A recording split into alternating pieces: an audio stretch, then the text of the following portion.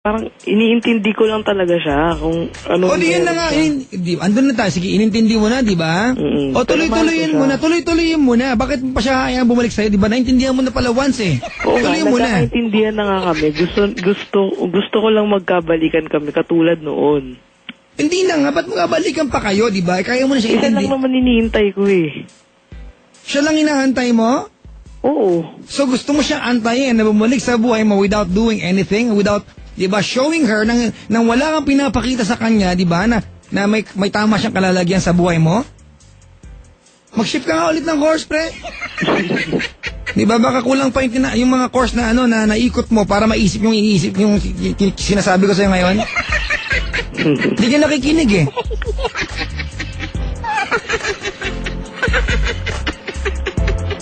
Huwag mong kalilimutan, saksakan mo sa utak mo, Martin, babae pinag-uusapan natin dito. Opo. Alright? Oo, sa pinakamaliit na bagay, di ba, may mga duda yan sa lalaki. Opo. Di ba? O, nature, hindi nila ginusto yan, nature nila yan. Di ba? Hahanap sila sa pinakamaliit na dahilan, pagdudahan ka lang. Alright, nature nila yan. Sometimes in a positive way, sometimes negative way. Bahala na kayo mga kaibigan. Pwede po ba mag-share? Ano pa bang ginagawa mo? Wala po, naninermon po kasi nakakatakot eh. Normal ko to, ganito ako, tulog ako. Opo. Ayun po kasi po noon, nung last month po, meron akong best friend, lumipat nga po ako ng school. Nag-comment, parang nag-post po siya sa akin sa wall sa Facebook. Nagselo siya, tas binura niya ako sa Facebook. Isang bond din niya ata akong... Sino nagselos? Siya po. Sino siya? Yung ex ko po. Yung taga Lasal? Opo. Oh.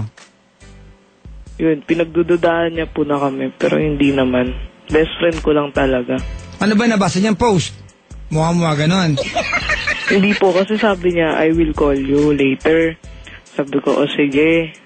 Ayun. Tapos nagselos na siya. Normal yun. Ikaw, pag may nabasa ka sa wall ng girlfriend mo, I will call you later. Sabay, sige. Wala mang ginagawa. Giselos ka, hindi. Totoo lang. Opo. O, yun pala eh. Hindi ka rin. Pakatotoo tayo mga kaibigan, ha? Siyempre, issue yan, di ba? 1 month pa lang kayo, nandun pa lang kayo sa proseso na sinisecure mo yung tiwala niya sa'yo. Di ba? Hindi yung pa na-prove sa kanya, di ba? Yung nakarapat dapat ka sa lahat ng tiwalang pwede matanggap na isa lalaki. Alright? So, wag mong samain ng loob ka. Normal yung kapatid, di ba? Naintindihan mo? Opo. Sige, mag-review ka nga mamaya, ha? Alright, wag mo na siyang hayaan, di ba, na bumalik sa buhay mo kung hindi ka sigurado at eksakto, di ba, kung anong pwesto ang gagampanan niya sa buhay mo. Opo. Alright, wag na lang. Kung naiintindihan mo na minsan na hanggang dyan lang talagang kaya niya ibigay sa'yo at kaya mo ibigay sa kanya, di ba, at kaya mo naman palang intindihin, wag mo na hayaan na bumalik yan sa'yo. Friends na lang po kami. Masambuti siguro. Kasi wala eh. Hindi, kasi alam mo kung ako yung girl, ganyan, parang gusto ba niya ako talaga o sakto lang? Diba? Pag ako kasing girl, diba, I would love to have someone, diba, who wants me so bad. Diba? Opo. Diba na, ikaw hindi ka ganun eh. Paano mo kayang sabihin na sobrang mahal mo ang tao when you are very willing na mawala yan sa buhay mo anytime? Na pag sinabi niya ayaw na niya, nag-a-agree ka lang. Diba? Without taking your chances para ipaglaban yan. Wala. Ganun ka lang eh. Diba? So wag na lang. Yung una po kasi nagbabalikan pa kami. Tama na, pre. Yung pangalawa hindi na. Tama na. Alright? Okay. They want to feel that they're needed pag babae. Okay? Essential sa kanila yan. Di mo kayang bigay yan sa ganyang asal mo. Salamat sa pagtawag. Sige po. Yeah, mga kaibigan. Magdota ka maghapon. Mas maganda.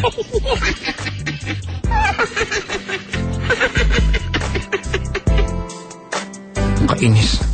Ay, nakaantabay ha. Si Minyong tsaka si Sheila. Itong dalawang to. Bahala kayo. At nakaantabay din pag naman ako. Ayan. Ano to? Tol ko na si Mark Melendez dyan sa multinational sila ngayon. From Ann ng Las Piñas. Sino si Ann ng Las Piñas?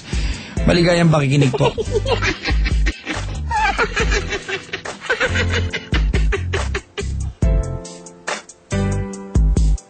Ay nako mga kaibigan na, ano bang day niya?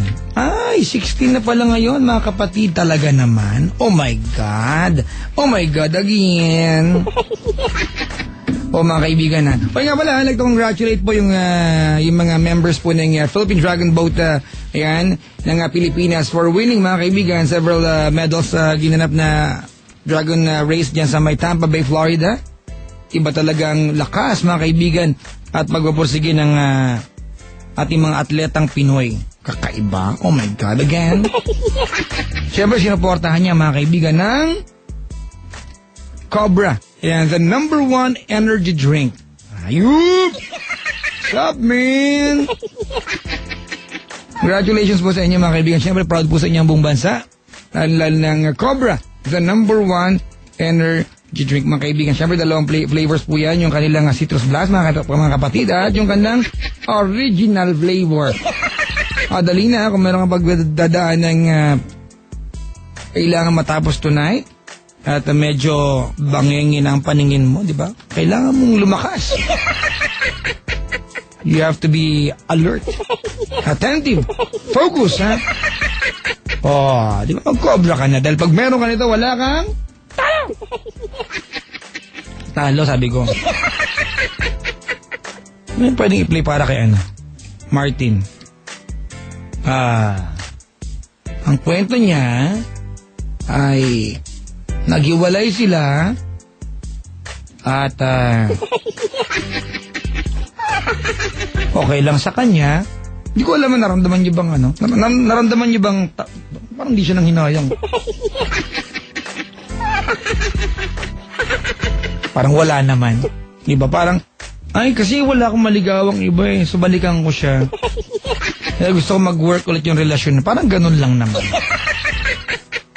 Diba? Pag girl ka, diba? Parang, ay, ganun lang ba ako sa kanya? Diba? Hanggang ganun lang, nasakto lang. You don't need a guy like that. Nakas maka-English?